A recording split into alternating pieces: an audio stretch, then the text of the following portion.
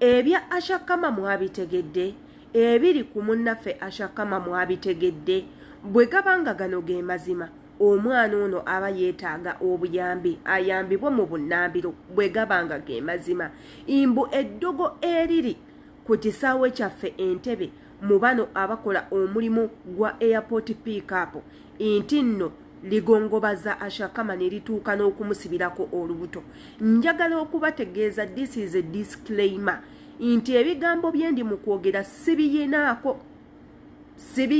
kakwate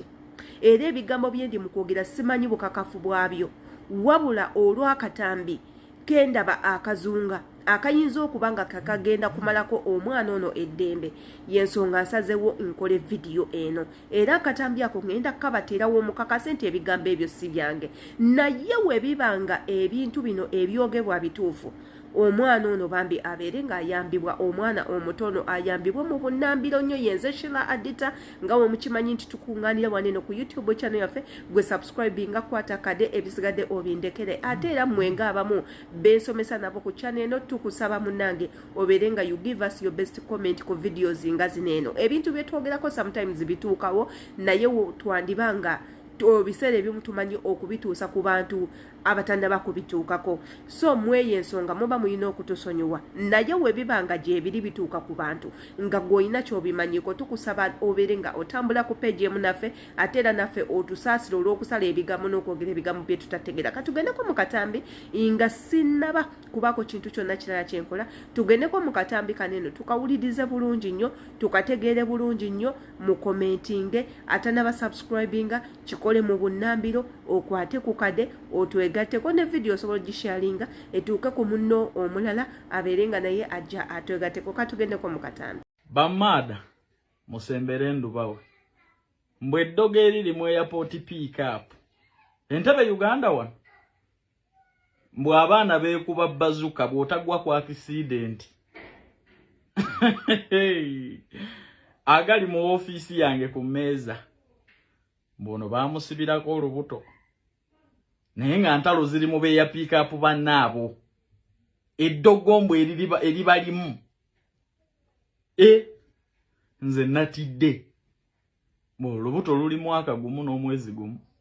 batagadde buli ssabo naye abaana baloga just munno okunona omuntu ku Kisaawe Entebe nakyo ne kikumulukukuloza airport pick-up kuzire mboloke neewole gwe n'osalawo munno abeere n'olubuto mu mwana alinze ebisamye ddogo liri ku Kisaawe Entebe awo ate ndabaga mwegendereze bannayuganda totundawo nga naye atunda era munnange bw'oba omanyi ku ddagala erisumulula omukyala temulinda gamba nti ate saabagamba kuba eddogo eriri ku airport pick-up awo olaba munnaffe awuza n'olubuto omwaka gumu n'omwezi gumu liraba edduka mbu batagadde buli ssabo lyomanyi mune mu kibuga yavaamu yadda waabwe Busoga naye nga kiddala lwaki okola ekyo ku munno gw'omanyi omunaku enkonga byoya gwe n'osalawo bannayuganda mbatidde ate era bannayuganda mbatidde bannange nze nabagamba wana Uganda teri business gy'okola etaliimu syndicate mwe mufubutuka eyo mu Dubai zammwe gwe nojja wano ngolooza nti ebintu byangu naye ebintu bizibu omuntu okusavaivinga Uganda omwaka nga tebakubye ettalo tebakusibiddeeko olubuto weebaza Katonda kati omwana wuuyo mwaka gumu n'omwezi ogwa talaba kubisa batagadde buli ssabo talina mumbwa gy'atanywedde mbu yadda na mukyala eri waabwe Busoga ali eyo tewalina we batagenze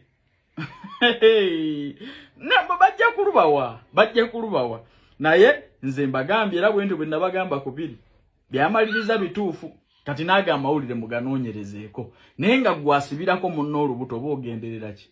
olwake ya pick-up just golooza abantu oyinza okubajja ku Kisaawe n'obamalayo wamma abaagala okugenda Kuwait ntwetaaga bakiriina interviews zigenda mu maaso abawala n'abalenzi ng'ova ku myaka 21 paka ku myaka 38 kuba ku nnamba eno kuba ku ssimu eno noti 7 noti 6 26 noti 7 noti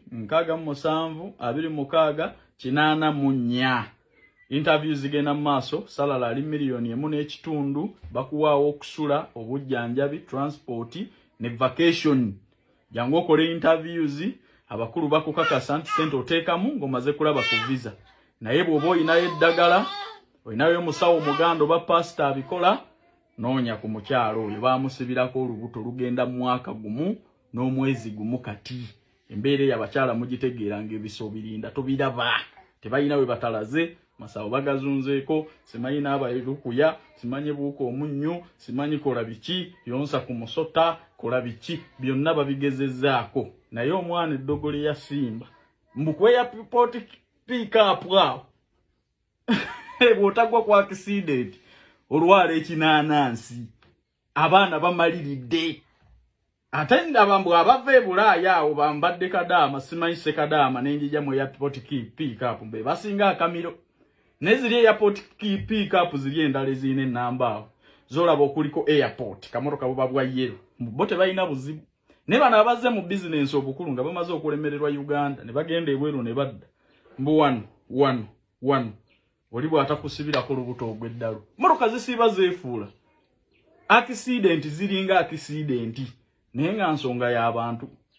bwe bakadamu oli baleeta yatuuse ku Kisaawe yagala gwe abaamuleeta okulemesa munno kati yadda na mukyala ali wannyina bali ku doodo sente zonna kuva mu ssaboliro bayingira lino bayingira liri bayingira n'ebisamye esaala zammwe kikulu nnyo era nga tuzeetaaga bamaada baswiti nze taata Blackman wanuka ejjisimu olwo sirenda nze abasabye ebigambo ebyo mubiwulidde tebivudde mu kamwa kange imbu Usherkarma baamusibirako olubuto nsaba Mukama Katonda ebintu bino bireme kubeera bituufu era nga nsaba Mukama Katonda omwana oyo amusumulule bulungi nnyo azaale omwana we abeerewo azaale omwana we abeere nga mulamu nga naye kennyini nga maama abeere nga mulamu aswaze abantu nga bano simanyi ki kigenda mu maaso mu ggwanga lyaffe erya Uganda simanyi bannayuganda bannaffe mitima ki gye bayina simanyi bantu bannaffe batulowooleza biki osobola otya okubeera awo mazima ddala sincerely igwe obulamu bwo nobeera nga you're teaming other people you want other people to cry you don't want to see them happy olw'okuba nga tewakkiriziganya nabo at a very fast ate nga si bye byokka ebya Usherkarma bye tulina olunaku olwaleero era ku Kisaawe awo Entebbe waliwo mbu obubbi obugenda maaso obwa waggulu nnyo era nga akatambi akamu kagamba nti abantu bennyini abakola ku immigration be bakwata emmundu ne bagenda ne batega abantu ekiro ate be baleese ate abalala kennyini ne bagamba nti ate bano aba air pickup be bamu abali mu lukwe olw'okuba nga babba abasama ababa bakomyewo akatambi ako olw'okuba nti kalimu eddoboozi ly'onnyimba munne kamanyi okubeera ne copyright eyinza otukwata tetujja kubanga tukaleeta wano era tetugenda kwogerako yadde n'omulundi n'ogumu era tetugenda kukateekawo naye nga bannayuganda bannaffe mufa kinensi abannayuganda mufa kinensi lwaki temwagaliza omwana mumuleke atambuze obulamu bwe nga waabwagala ebintu byonna okuzaala si kibi having a child is not bad giving birth is not bad becoming a mother it's not bad it's just a matter of time wawo okikoledde oyagala kikola ddi na weetegesa otya some of us twagala abaana naye nga our condition does not allow us to have one okitegeera obanga abamu twagala abaana naye nga abantu betulina nga abaganzi baffe are not ready to have kids with us so buli kintu kya mitendera olw'okuba nti gw'olaba buli kimu ekikyo Katonda yakikuwanga bw'oyagala ate toyingira nnyo mu bulamu bwa muntu mubeerako era bakusibiddeko olubuto tojja kuzaala simanya bino simanya biri era bano era bamuloga era bakola biti ebigambo ebyo by'oyogera